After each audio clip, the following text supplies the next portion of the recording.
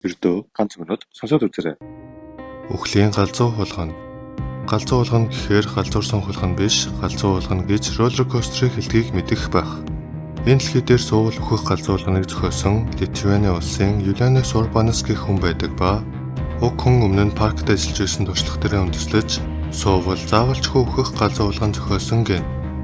Энэ галзуу хулгана нь 24 хүний судалтай ба 500 м-ийн өндрөөс 360 км хурдтайгаар доош өснөхөө дараа 1 минутын турш 7 удаа эргэлздэг ба энэ хугацаанд уг галзуу хулган дээр сууж байгаа хүний зүрх тархи болон биентэй хангалттай цус шахаж чадахгүй төрч уг галзуу хулган дээр сууж буй хүн ямар ч хөвдөлцөө үүргүүгээр үхэхээр энэ галзуу хулганыг зохиосон гэнэ.